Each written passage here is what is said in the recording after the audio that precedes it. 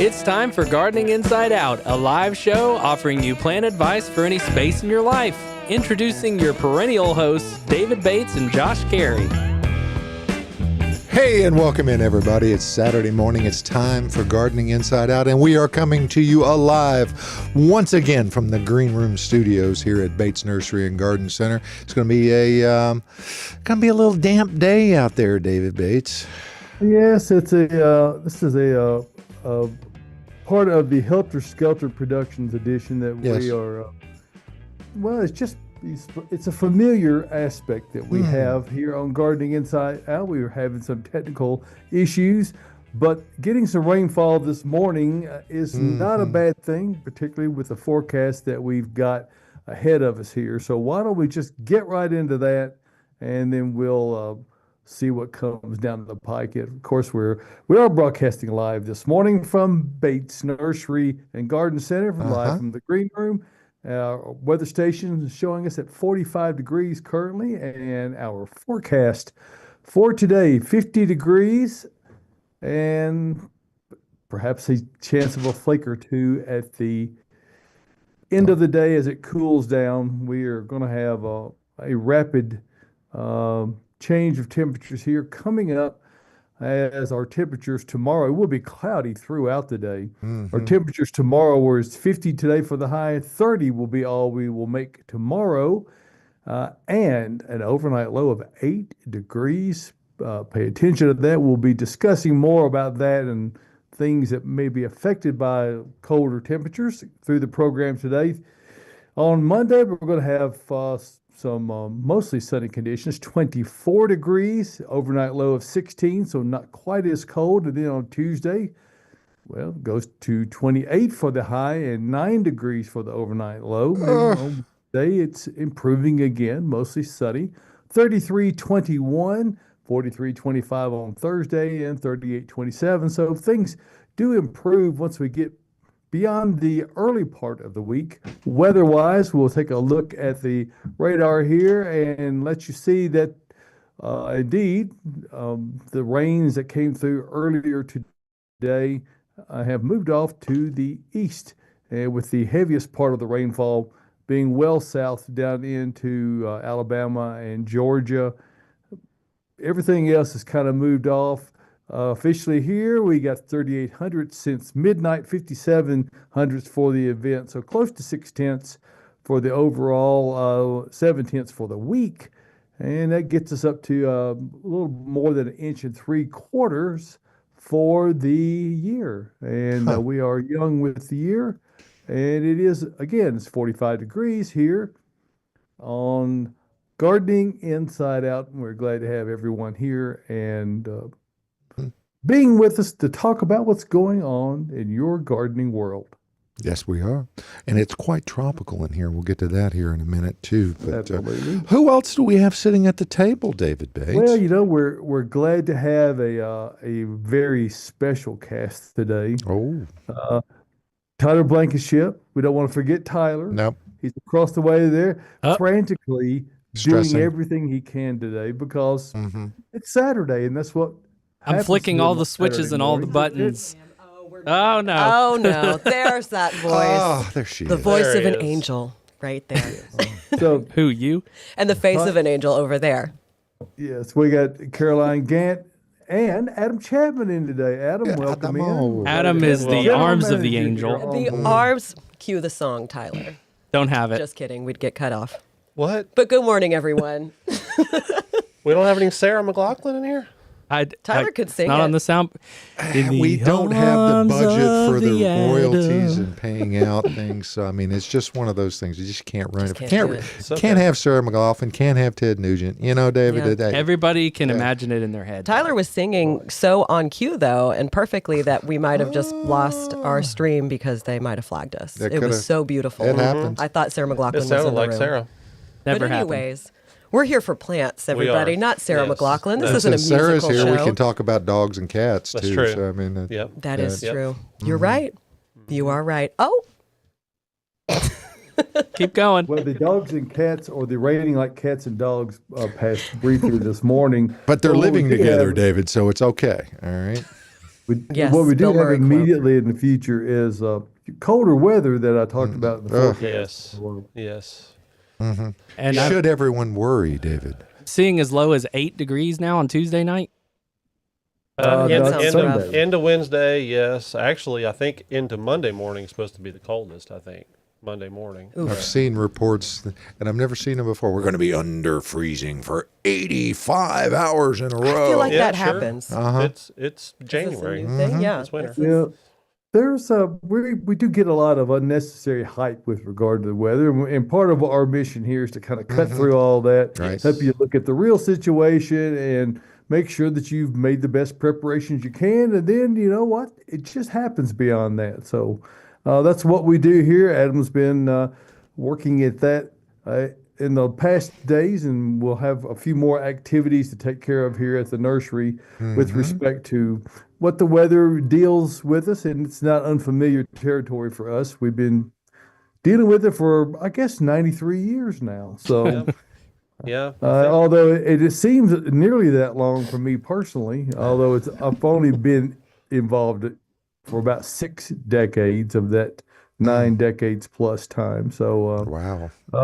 Adam, do you irrigated this morning in addition to the rainfall? Am I correct? Yes, sir. It's funny how the thin layer of plastic that's over the greenhouses doesn't allow the rainfall inside. Strange. Interesting. So I had to run our repressurized system, run it yesterday for the base drum and outside, and then this morning for the what is normally our annual house, which we have a lot of shrubs in right now. So It is full, and it's fun to walk through. It is. It's very nice, and everything is soaking wet, so that they can be insulated. They can, get through this next however many days. I mean, it's been over 2 weeks since I irrigated the last time. So, and it was just because it was so cold. I couldn't do it. So, and everything was covered for the last 8 or 9 days. So, Chilly January. yeah. So, and it'll be covered again after today. So, everything outside. Well, that's Yeah, you've got impermeable. it about 46.6 degrees in the Batestream area this morning. So, we don't have it. That's kind of where we want it to be. We don't want it to feel tropical. Now in Caroline's area in the greenhouse, it's a different story. We're going to keep heat on in there because it's tropicals in there. But in where we have woody ornamentals, broadleaf evergreens, deciduous, all those kinds of things, we don't want it to be excessively warm. We don't want it to be excessively cold either. So trying to hit that sweet spot and keep it just warm enough to let plants be dormant, but at the same time not let them get overly chilled is part of the expertise involved in being a professional horticulturalist. And we can share that information with you so you can transfer as much of that as you can to your home garden. For me, it all starts with taking note of containerized plantings that you have outside. And that's the part that, for whatever reason, people really struggle with, the fact that it seems counterintuitive to get out there and do what Adam did this morning. In addition to it raining, he also irrigated and getting things thoroughly soaked with, and we're talking about the soil. So soak that soil thoroughly today. Get out there on Saturday before we have all this cold weather. You want to fill that pore spaces of the soil as well as you possibly can with liquid, and that greatly helps to alleviate the negative effects of freezing. It slows down how fast the temperature in the soil can change. Because it gets to 32 and pretty much stops, right? For all intents That's right. and purposes. Yeah. Okay.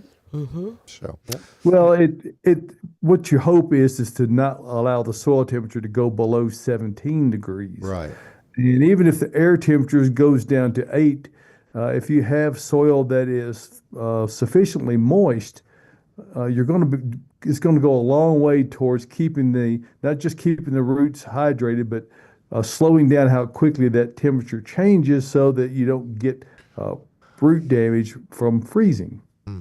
Now, Caroline, do you see Teresa's comment? I have not. What is it? Okay, well, Teresa's in Oklahoma, and she said it was 60 degrees there yesterday, and it's going to be highs in the 20s for the next few days there. They've got 100 hours predicted below freezing. Ooh. Yeah. Now, that's kind of what happened to us a couple of years ago. Wasn't it? It's not quite as a drop, but we dropped 65 degrees. Well, and really the with that was how dry it had been beforehand, and the wind. And it really things were kind of dormant, but they weren't as dormant as they should have been at that point. So it was that was, I would think at this point most things are dormant enough that even if tomorrow, from yesterday to tomorrow we'll have about a 60 or 55 degree swing. But, it wasn't that warm for that long, and things have been dormant. So, like David was saying, I think the biggest thing is containerized stuff right now. We've had a decent amount of rainfall that most of I would think all of your established stuff that's out in the ground is probably going to be fine. Well, the snow melt helped with that as well. Well, sure. Yeah. Okay. Yeah, certainly. So I would think, unless you've got something that's newly planted, maybe you want to, give it a little bit of water today, maybe just to make sure that it's wet enough to get through the cold weather. But, And to be sure, to your point there, Adam, compared to December of 22, the right before Christmas freeze that we had, we'd had no cold weather. At that point, yeah. And contrast that to where we are right now is that we've had a fairly substantial amount of cold weather, and certainly there's nothing actively growing. So things are not in any way juiced up, which makes them more susceptible. On the cellular level of the plants, they have done quite a lot to remove excessive moisture from within the cell tissue, which reduces the effects of the freezing of that tissue, where you don't get those spikes that puncture the cell wall. So that's kind of what goes on in the unseen world of microscopic things. Why the plants get this dead look to them, because the cells explode due to being punctured from frozen liquids from within. With the cells being desiccated, so to speak, due to the cold weather, they're far less susceptible to the damages of cold as far as what is above the ground. And of course, what we're talking about with respect to water is below the ground. And we don't want the soil, particularly in a raised soil environment, something that's above the ground, whether it's a planter or just a singular container, to go into a cold spell being dry. That's much worse. So make sure you take care of that. If you do that, all right.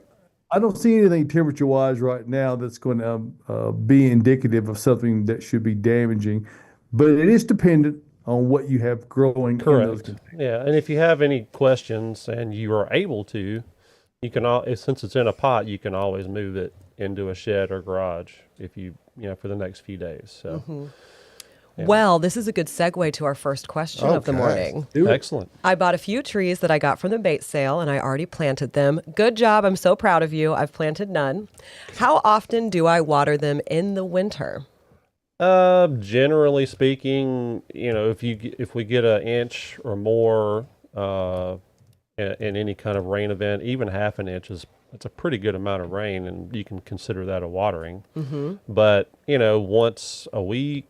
Usually right now when things are dormant, I'll check on them once a week if they're newly planted. Yeah. And if the soil is still moist, leave it alone. Should Walk be away. good. So, but that's not to say I have had to water stuff in the winter. We've had dry winters, so you just gotta, But it's still so much easier than planting in the summer. Oh, when you very have to true. water Absolutely. every day sometimes because it just Yes. dries up. Now, one thing you need to consider too when you're watering at this time of year is the air temperature, because you want to disconnect the hose pipe. Correct. Always forget that. You have to Yep. disconnect the hose pipe. Yep. Hose pipe, David. Hose pipe. Yeah, I hear you. Oh, Joyce has a question. She planted a blue Atlas cedar yesterday. She's asking, should it be okay? Oh, yeah. It's going to be way better than in a pot, so. Yeah, the only way it wouldn't be okay is if it wasn't dormant. Mine did And I'm not pretty like sure it's wet dormant. water. Yeah, mine did not like Wet water? Wet feet. What's a wet water? It's really moist. Wet feet at all. All this points up again how timely this rainfall that we just got in the early morning hours and overnight was. This is perfect timing as far as Mother Nature providing moisture at the exact time when it's needed, just prior to a pretty significant freeze. Correct. Yep. Yeah. All right. So when can I start my warm weather seeds indoors? Any tips? I would say you can start them now if Yeah. you wanted to. I mean, I started too early last year. I started in January. I think I'm going to wait until about the end of February this year for. To start? Yeah, Did they and get leggy and too big and just They got too early. Got out too early. Yeah. it just wasn't. just too soon? Yeah, it was just too soon. Yeah. So yeah, I mean, once again, it's kind of personal. Yeah. At this point, personal preference. I mean, yeah, you could wait certainly until February sometime. Obviously, you got to have plenty of light.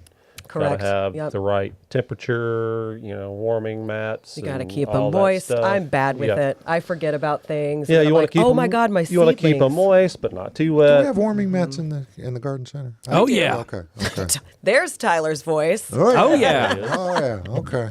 But yeah, so basically you can start them whenever you want. Sure. Josh At this point, yeah. started a little early, maybe. Well, but- I've got my supplemental light in the basement down there. I've got the some containers down there right now, and I'm using those for the supplemental light Sure, on those.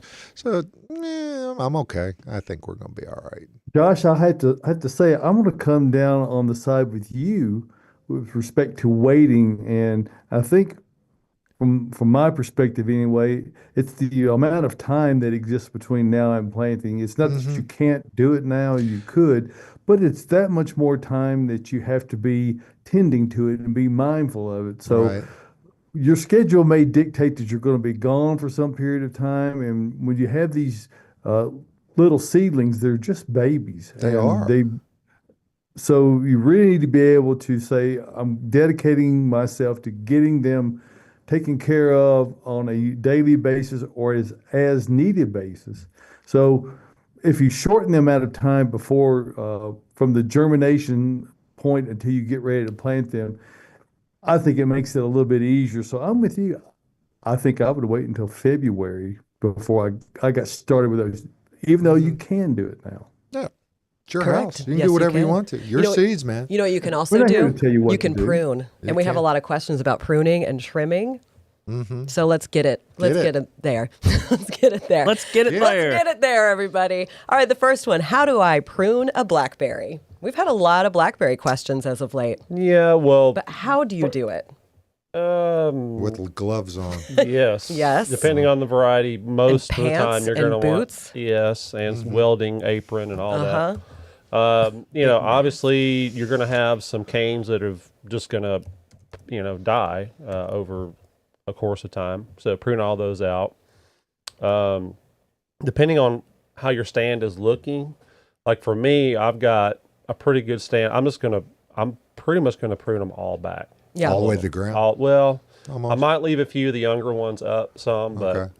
it's just You can't kill a blackberry no pruning it. No, Well, once it's established. Now, on this time of the year, you don't have to worry about the ticks. That's as very bad. true. So Yeah.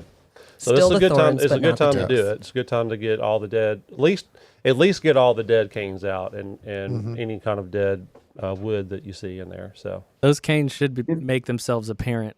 oh too. yeah, you'll know. Oh, yeah. They'll especially be after the next 3 days. yes. Yeah. On a commercial level, I even see people that have bush hogs just Oh, if yeah. they're planting a road, bush hog the entire Yeah. road. Just set the bush hog up high, maybe at a foot and a half or so. Just cut all of it. And particularly when it comes to getting your hands in there, it alleviates a lot of Pain. pain and discomfort. So Yeah, that's another it's way not you fun. can do it. Would it reduce your production a little bit on the previous year's wood? Yeah, but it might be worth losing some to not lose all that blood. Yeah, I have a whole patch of blackberries on the back of my property, and we get it bush hogged every so often. And I don't even notice a lack of production that next year. Right. They're just Well, you smaller. can't They're get to not the jumping one- out to get you Yeah, and you because they can't get get to out the of ones in control. the middle because you're going to lose eyes and scrapes and Maybe Yep. yourself, Right. if you fall in, you're never going to get out. Right. All right, so let's talk about pruning fruit trees. Okay. When should I prune my fruit trees? Well, right now, also a great time, dormant season. What you want to be doing is applying dormant oil as well. Amen, brother. So you want to do that, and then while you're doing that, actually you want to prune first because you don't want to spray stuff you're going to be pruning out Right. anyway. So obviously, once again, if you see any dead wood, that's the first thing you prune out, and then at that point you can prune, for a multitude of reasons, either shape or just if it's getting too big, you want to kind of bring it back some and control. crossing Crossing branches. branches, kind of that kind of thing, and then when you're done with that, dormant oil. Does that matter what variety of fruit tree it is? Well, it can. I mean, but most of the fruit trees that we're probably talking about, your typical fruit trees, all bloom on last year's growth. So when you prune now, you're going to lose some production just because you're pruning off some limbs that are going to bloom, and each bloom is a potential fruit. So Right.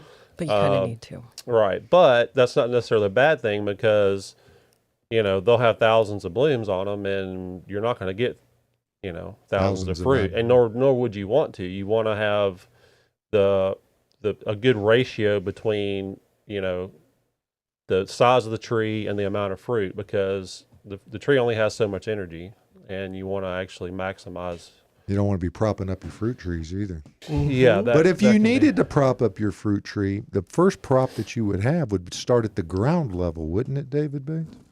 Well, if you're going to have a reasonable expectation Yes. for success in gardening, it's a good idea to think about that when you're planting. And if you're going to, anyone who is going to invest their hard-earned dollars into high-quality plant material certainly needs to think about using the best products to amend their soil with, if not outright plant into. And that's what Earth Mix Garden Products is all about.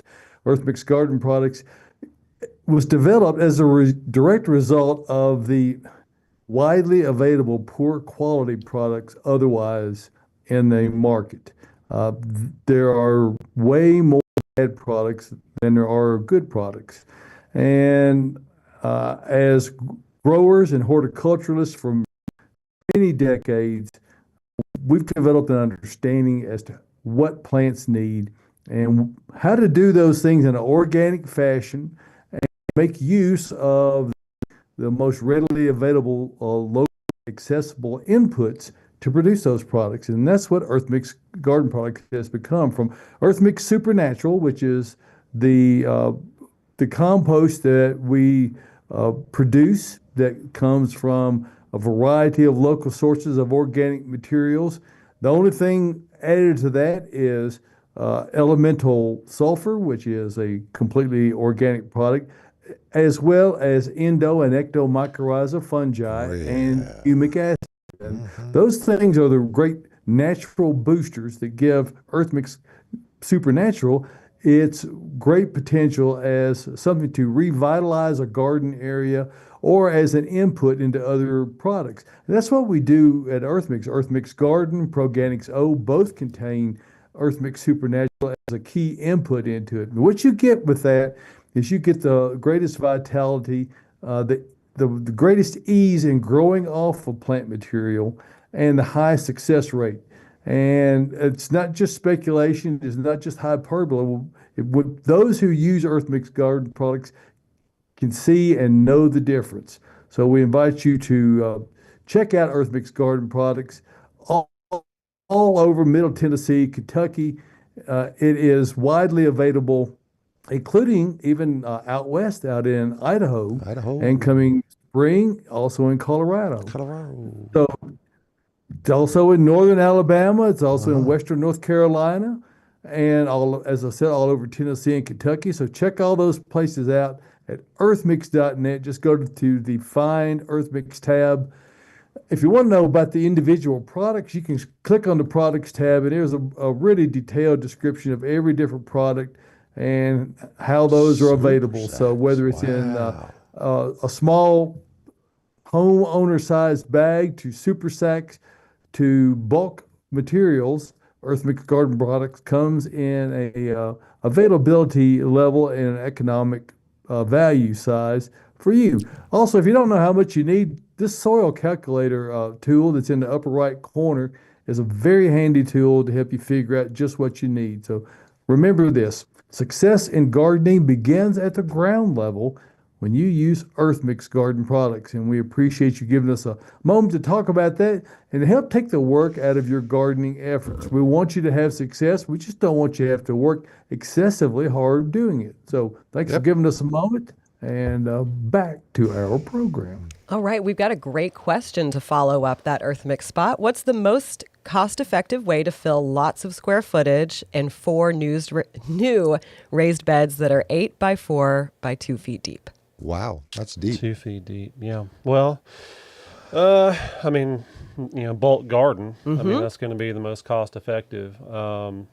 That's 64 cubic feet, by the way. Yeah, for that those would. keeping score at Yeah, home. that would be approximately for each bed, approximately 2 of our scoops, which is 1.25 Y'all are so good with math. cubic Might yard- never cubic figure that yards, out. so- Me and Josh over here. Yeah. That's Well, why I we mean, offer the calculator. That's why. Correct, Tyler. Absolutely. Just from my experience, I've got 8 by 4 by 1 foot, and one scoop was enough to fill them up. Now, after you've got them full and you use them for the first year, you'll have to Juice it up a little bit. Yeah, you'll have to put more stuff, more organic matter in it, and that's what I do with Supernatural every year. A lot of folks start with sticks and stuff from the yard on the very base On the bottom, you can do that, and it just it creates it up and layer of. And part of the issue is that what Adam's referring to is the fact that because Earth Mix Garden Products are so extremely high in organic content, that means there is material in there that is still going to decompose, and that decomposition reduces the volume that is in there when you first purchase it. So naturally, you're going to have settling that will occur as a result of that. So what you can do, as he also alluded to, is by adding something like Supernatural to the existing soil the next year, you're able to supplement that void that is created due to settling and decomposition, and also add more vigor to it by incorporating newly produced compost that is enriched with endo and ectomycorrhiza fungi and humic acid, things that are extraordinarily beneficial and necessary to have great success in your gardening efforts. I'd be very tempted to use 6 inches of native soil if you have a source for it on the bottom as well. Yeah, you could. I mean, that would lessen the cost a little bit, although it's a lot more work because you're shoveling it in. Doubling it going. You could definitely add filler to the bottom. Oh yeah. Oh, I do that. Sure. Yeah, And with all my raised my beds. first thought was what you said first, Josh, was just to put, big limbs or just chunks of wood in the bottom, just to as a filler. I mean, that's going to break down eventually too, but at least it's something natural that's just gonna, but. Even a 2-foot bed, I would think you could just fill it with all up with garden. I mean, that's Yes, you could. And you can get it from Bates Nursery and Garden Center and get it delivered. Hey, I think it's time for a spot, Tyler. Is it time for, like I said, the goat? Yeah. Well, I will try to fill the shoes. Let's see. So my goat, I have several goats. And we were discussing. Do you? What Yeah, are their you do names? have a few. Just I know kidding. them. Well, goats, I'm only got We've only got one. Yeah, I'm gonna do one today, and I'm gonna go with Abelia because it is the goat broadleaf flowering shrub. And when somebody comes into the nursery and they say, "I want something evergreen that flowers," as long as you have half a day of sun or more, that's my go-to because it's the goat. Because you buy it now. Now, to be later. most I accurate, knew you couldn't miss that. it is considered Had it a before he did. semi-broadleaf. Yeah. That means when you have colder temperatures, it's, Yes. it's going to lose a significant amount of the Now- foliage that's on it. If Right. it's severe, it could lose it all. It doesn't mean it's dead. It just means it's defoliating. Right. The only time that mine have ever, and I've had You have Rose Creek. Is that the one you Little have? Richard is what I have. Oh, that's fun. Yeah. And the only You time don't want to be up Rose Creek without a paddle That's either. true. Exactly. The only time they ever lost all their leaves was in that freeze 2 years ago, and they came right back. Now mine are on the south side of my house, so there's a structure right behind them. So even in the wintertime, they're getting some residual heat from the house. So I would imagine if they were out in the open, if they were in a bed somewhere further out from the house, they would probably lose their leaves more often. But still, So they would be great Love it. for structural borders and foundations. Yeah, foundations. You could make a border along your driveway with them, whatever. Ooh. So No, that sounds fancy. I don't have any, so I don't know. I I don't have much to contribute to you this. need to remedy that. I do. I have a birthday coming up in May, Well, there but you you go. could get me some gifts early. I'd be fine with that. we'll I'd be see. okay with that. Hey, we're getting some live questions we in. are. We got one in Yeehaw. from Joyce. Good morning, Joyce. Good to hear from you. Joyce says, Caroline, will you cover your Edgeworthia? I will not, because I kind of like to see what my plants do in my landscaping and where I am, although that one is kind of border. I think it's 2 zone 7. So if you're really worried about it, you could cover it, but all those buds are set for the late winter, early spring. So if I were to cover it, I would make sure I had some kind of structure underneath that blanket that was keeping any weight off of that plant. Yeah, because their buds should be budded up right now. Oh, mine is fully Oh, budded yeah, up. It's yeah. gorgeous. They're like leaning Yeah. down like little snowdrops. Yeah, you don't want to Yeah. break those guys off. No, you don't. Yeah. So make sure it's very protected. You've got something very sturdy, especially if we get some winds and some heavy rain that come in with that. Yep. And a note on covering anything, and this kind of ties back if people come out today and see that we're in this process of covering things up. Covering is very appropriate to do for to cover during a short-term window of extreme weather. But you want to be able to get that off of it. You'll notice that we don't leave them on there when the weather warms up. So it's not like you do it in December and you take it off in March. You can do more damage by leaving it on there too long than it would if you didn't cover it at all. So it does require some sense of what the conditions are like and monitoring the actual weather and what the covering you're going to do. If it turns out to be really sunny, you start building up heat in there, and you don't want that. So just be mindful if you're going to cover things of what the weather's giving you. If it's overcast, it's not really affecting much because it's not going to be building up heat. So it's a nuanced kind of thing that you just need to be apprised of what the outside conditions are and how that can change quickly what it feels like from the plant's perspective under this cover. And don't use plastic. Correct. Mm-hmm. It needs to be Particularly breathable. don't use it directly against the plant. Right. Right. You can use plastic if it's part of a structure. It's not touching any green stuff. But. Right. Any green stuff. Hey, we got a question about Abelia from Jane All Ann right. Gibbs. All right. There it is. She's saying, Abelia is on my someday list. Same girl.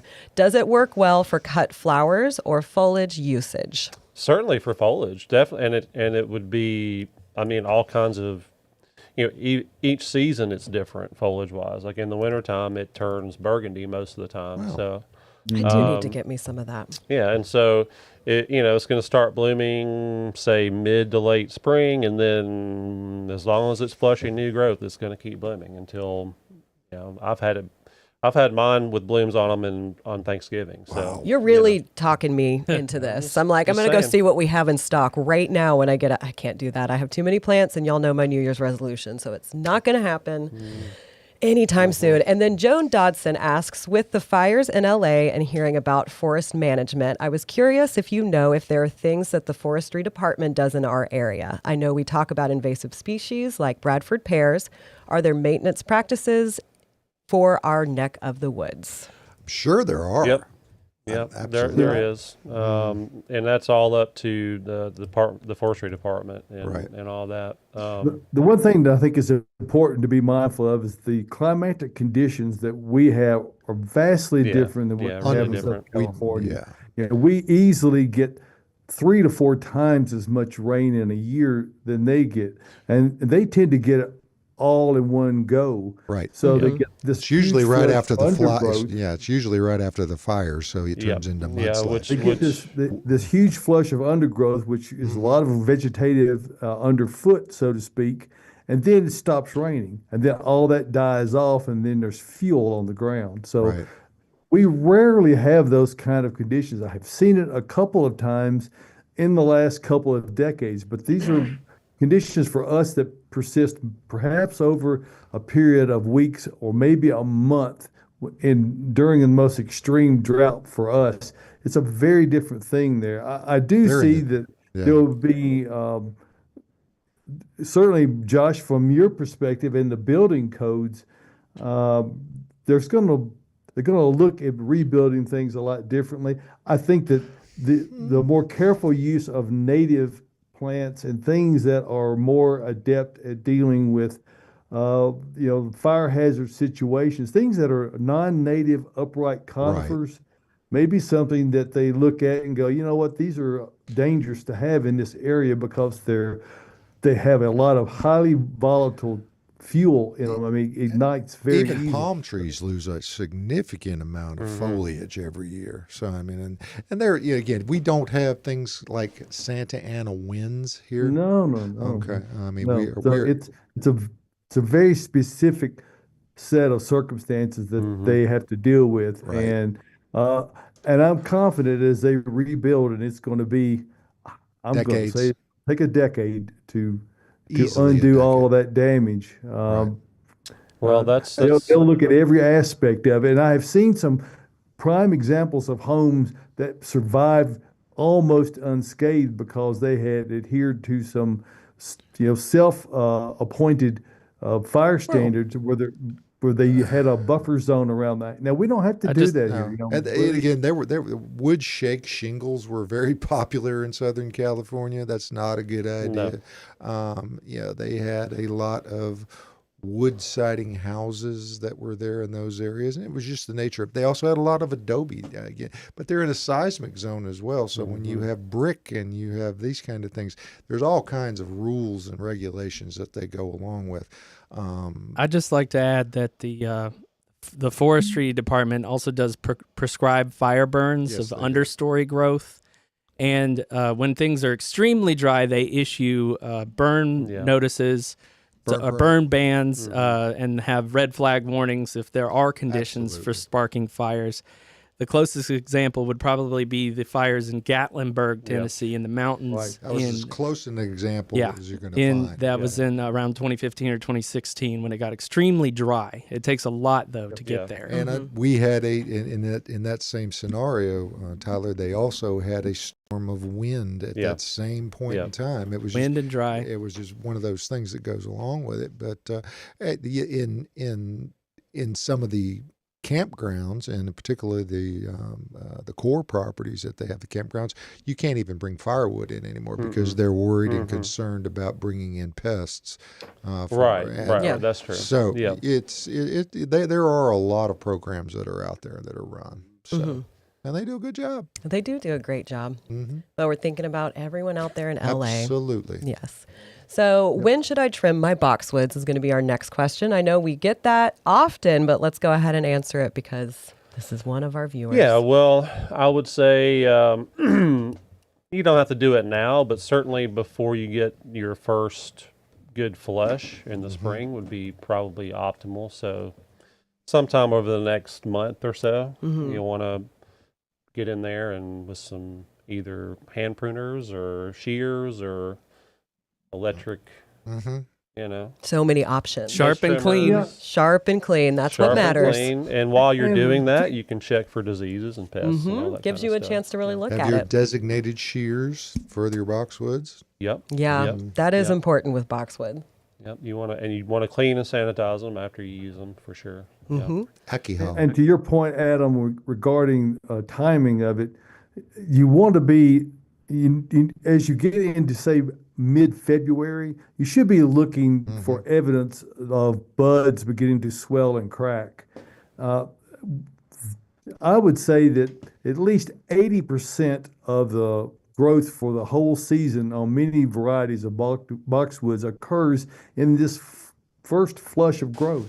So you've got this one shot to really perfect. If you're growing boxwood as a specimen, like a globe-shaped boxwood, this is your chance to really remove all those long ends, and it'll come back out and really perfect the overall shape of it. Even if it's a hedge type effect, you can fill in a lot of gaps and that kind of thing that might exist in the shape of it.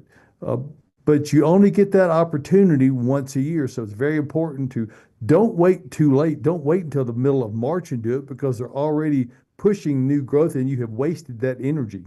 Do it beforehand, and then at most you're going to have 2 or 3 weeks to have perhaps a slightly overly pruned look boxwood, but you're going to gain benefit from that because it's going to push out those basal breaks from down below and really give you that thickness that you're likely looking for. Now, some people don't want a boxwood that has that formal look to it, but that's the more typical use of it and look that you're trying to achieve. But if you wanted to get more boxwoods, because we love them, I didn't appreciate them until I met Austin, and then I learned to love them, and now I want more and more. But where would I find them if I really wanted to get them? I would go to Bates Nursery and Garden Center. I think I would too. Yeah. I do kind of almost live there, so you know. We've been a Nashville tradition since 1932, so this is our 93rd year of business, and to say the least, my grandmother would not recognize the facility as it is today, or that she could have imagined such. We've been very fortunate, and we've gotten to continue to be a part of the Middle Tennessee and Nashville community throughout this time, and getting to be so. We've really gotten to work at developing this palette of products that we have to offer, and whether you are wanting to do natives, we have an extraordinarily extensive selection of native plants. We have things for very specific locations, for hedges, for corner plants, for foundation shrubbery, for we have extensive selections of conifers, of broadleaf evergreens, of deciduous shrubs, ornamental grasses, ornamental trees, shade trees, fruit trees, fruiting plants. The long and short of it is, whether you're looking for perennials or annuals or tropicals, we have it all at Bates Nursery and Garden Center. So you can come to one place, know you're not only going to be able to find a selection of plants that you can find nowhere else, you're going to get a level of expertise that is also available nowhere else. And we have facilities that we've worked hard at making it very shopper friendly, and giving you an opportunity to be able to shop in comfort and to be able to see plants well displayed and well identified, and to help you in your gardening experience. So, because what you really want to do, and we want you coming out, but what you really want to do is get those plants home and have success with them. So that's just one reason why we offer Earth Mix garden products, and suggest you using it with any kind of a planting that you're doing, whether it's preparing your soil or planting with new soil. So we invite you to come out and see us. We're conveniently located 1 mile north of Briley Parkway at exit 19 on Whites Creek Pike. Now, that's just minutes from Rivergate, Opry Mills, Nashville West. And I promise you this, no matter where you're coming from, it's worth the drive from anywhere. Also, you may subscribe to the newsletter, and you can read all about that either on the website, or you can subscribe to it.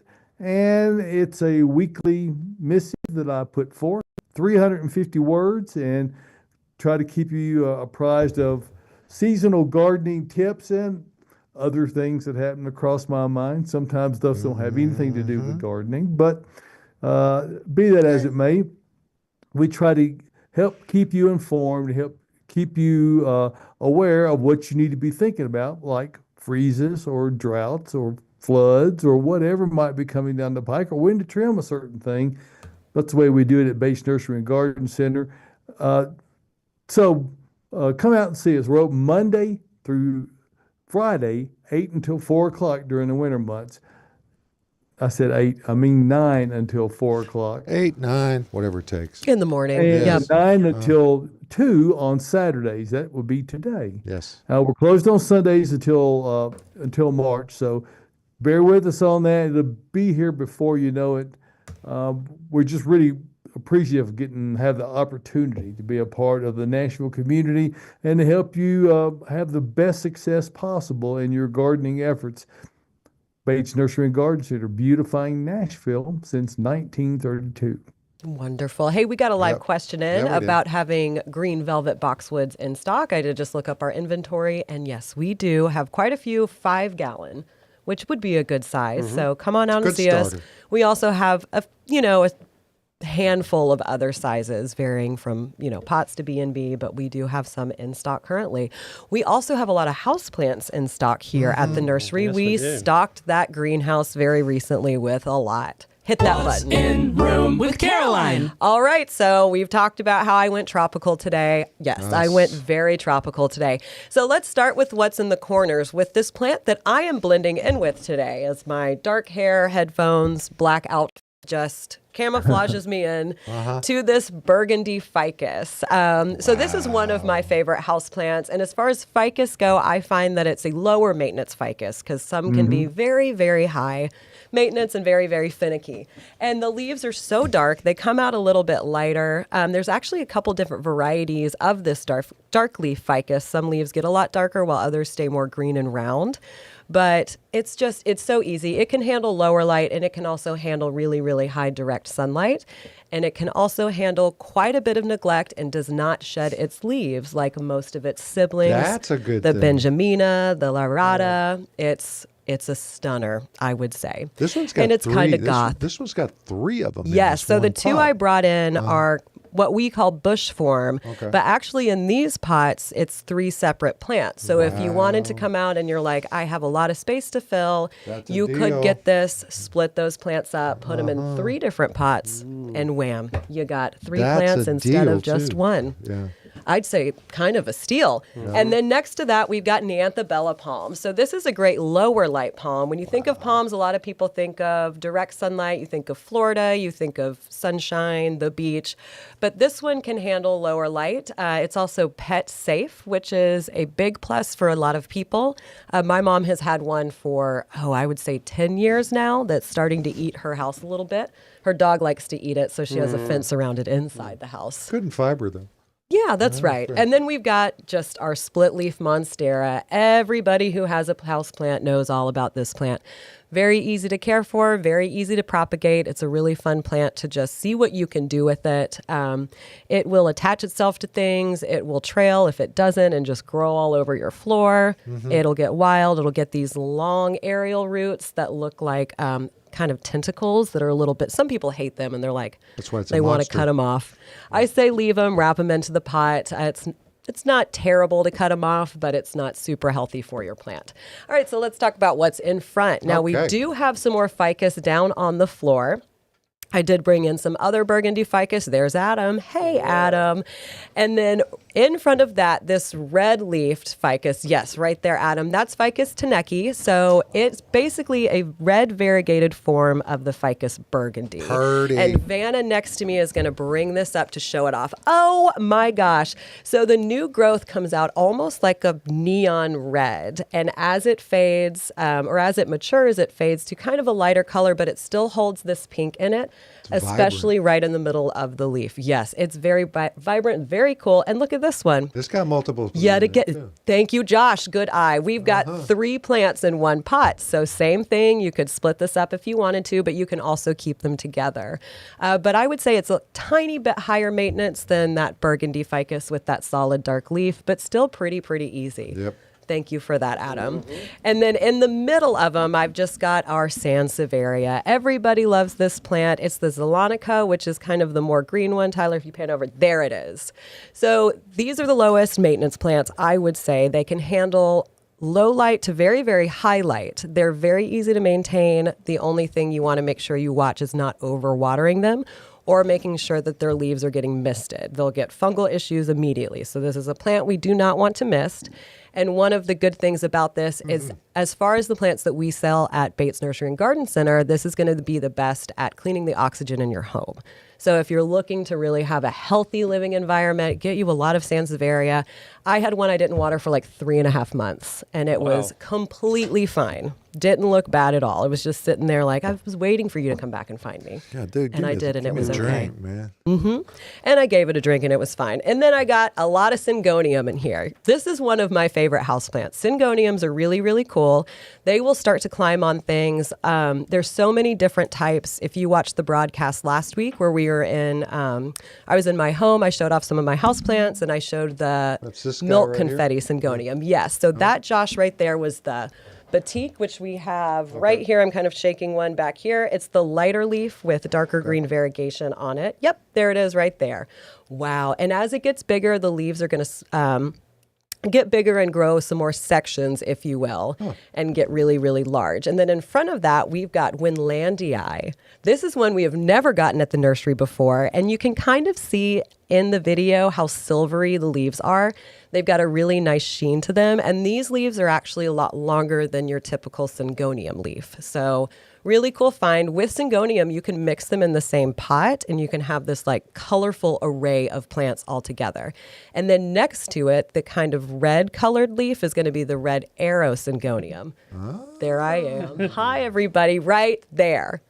So the underside of leaves, I can't reach it, but you can see the underside of the leaves is a burgundy color. The top of the leaf is going to be this glossy, darker green color. And this one is a little bit more of a trailer than a climber as far as the Syngonium go. You know what they look like? What? They look like David viburnum to me. David viburnum? Yeah. Huh. So you can bring a little viburnum type looking plant into your home. That's what it looks like to me.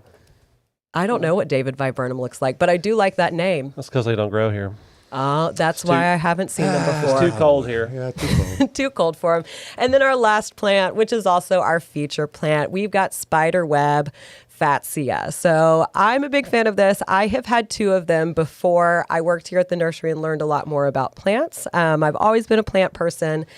And I love this plant. I bought it and then I let it dry out all the way and it seemed fine. It was kind of flagging just a little bit, but as soon as I watered it, it died. It caused it to just rot immediately, which is insane. So I found this to be pretty specific to this plant being that dramatic with that. So this is one that you will have to be really, really careful and mindful about with your watering. Make sure the soil stays slightly moist. But this one can handle really, really low light. And as far as that watering goes, it's pretty easy to maintain. And it's got just a really cool look with the white. Almost mapley.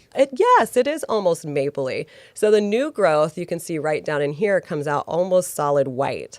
And then as it matures, it gets a little bit more green. It looks kind of like snowflakes a little bit. Mm-hmm. Hey, winter, hopefully we get no more snow here in Tennessee. No. Yeah, good luck with that. Today. Caroline, speaking of snow, one thing I forgot to mention was that if we have a snow day where we're closed, you can go to the website, not only see all of the things Caroline's talking about, but everything on our website. It's 25% off while we're closed due to snow during the month of January. Yes, you can. You can shop with us 24/7. Get on that website and start adding stuff to your cart. No excuses. Hit So buy, we'll be looking and we for will the pull that snowbird order for you. report. That's we used to do that. Snowbird special. There you go. Dave. There you go. All right, we got a live question about some of the plants. What is the difference between a ficus plant and a rubber plant? How do you care for a rubber plant in terms of watering and pruning? So a rubber plant is a ficus. So Yes. it is lumped in with the fiddle-leaf fig that everybody knows, with the Benjamina ficus. I mean, ficus is very broad. There are so many different types, and a lot of them do have a very different look, so people are often very surprised that they are in the same grouping. But with this rubber plant, so you want to let it dry all the way between waterings. These can sit dry for an extended amount of time, and it is good to let them sit dry every so often at least. So make sure they're not staying wet. Water it thoroughly when that soil does dry out. When I say thoroughly, make sure water is coming out of the bottom of the pot. So it's getting to those new roots. A lot of people make the mistake of watering very often, but not enough. They'll come in and their ficus in particular, they're like, it's dropping leaves, it's the lower leaves, it's the older ones. And I ask them how often are you watering? They'll say every other day. And I'll say, well, how much are you watering? They're like, a cup. But if you think about a pot that's about 14 inches in diameter, so it's going to be about this deep, if you're giving it a cup or 2 cups of water every 2 days, that's only hitting not even in the top inch of soil and not even spreading out evenly. So it's not getting to the new roots at the bottom of the plant. Right. So we need to make sure we're thoroughly watering it and it will be happy. And as far as pruning it goes, you can really cut on these plants anywhere. Ficus are really, really fun to prune. I talk about a Ficus lyrata that I have at my house that I just give a clean chop to every spring when I put it outside. I defoliate the whole plant. I cut it back so the trunk is getting thicker and thicker. It's staying in check and it's staying really clean. So as long as you make sure you cut just above at least 1 leaf node, so that's going to be where the leaf comes out because that's where the new growth is going to push from. You can cut it back wherever you'd like. And Edward, an ant can move a ficus. It can't move a rubber tree plant. We all know that, right? Do we? Yeah, we do. Ants can't move rubber tree plants, can they, David? Well, Josh, It's a song about depends it. on whether you're getting horticulture advice from a song or whether it's in real life. Okay. I would say ants collectively can do quite a lot of amazing things. So Yeah. I'm not going to underestimate the actual powers of ants. They are But a amazing. singular ant, no. But bring the uncles in is when you have the problems, David. Uncles are never part of the equation, Josh. No, they weren't. Ants are the songs. most fun. Yeah. I will say that. But hey, we did get another ficus question in. How do I repot a big root-bound fiddle leaf fig without making them mad and throwing off all their leaves? Should I wait till spring? They are currently happy, but definitely need a repot. So Ficus lyrata, fiddle leaf fig, yes, that is one of the more temperamental plants when you go to repot them, I will say. So I pot these up a little bit differently than I typically would most of my other houseplants. What I will do when I repot fiddle leaf figs, and I have repotted so many fiddle leaf figs at my home, at my friend's home, I will go to people's houses and repot them. I will have the pot ready that it's going into. I will go ahead and pre-moisten the soil, just make sure it's not too dry in that new pot. I will pull up that fiddle leaf fig from its original home, and usually I will rough up the roots just a little bit, but I usually try to kind of leave this one alone. I let it stay exactly how it is, put it in its new home, pack that new soil around, give it a really good watering. I'll usually water it thoroughly about 3 times, get it in the same spot, and I find that it does a lot better that way. Make sure you do it. Yes, wait until the spring or even the summer to repot it. It's going to be so mad if you repot it right now. But just sneak up basically on it. sneak up on it. Yeah. Don't give it any warning. Don't disturb it too on, much. Don't put it in a new spot. And also make sure you don't pot it up into a much, much larger size. I always tell people you really only need to go up 2 inches in diameter. If it's a faster growing plant, maybe 4 inches tops, but 2 inches, I would say is typically a pretty good number. Yeah. And if you need a visual reminder of it, Austin did a great video a couple of years ago. It's got way over 100,000 views on it. Yes. That will tell you all about doing it, and you can watch him as many times as you need to make sure you got it. It's not complicated, but he does a great job. It's a great one, and it has a lot of views. I know he watches how many views it's going up to. He checks It's it important often. to Austin. It is Yes. And those views. He likes looking at the comments too. So So y'all get on and give him more views on that. I mean, it is up there. Let's get our last question in of the morning. Okay. How close do I need to plant blueberries for best production? As long as they're in the same yard, the bees. But what if your yard is 6 acres? It probably would be okay. I mean, the pollinators are gonna, fly and flit about the flowers. That is true. So I would say as long as they're in the same yard, generally if within the same like half acre, we'll say you're good. Amazing. So Plant multiple ones too. yes, Yes. they Absolutely. will All cross. They different will cross varieties. pollinate all kinds of ways. So Yep. yeah. Wow.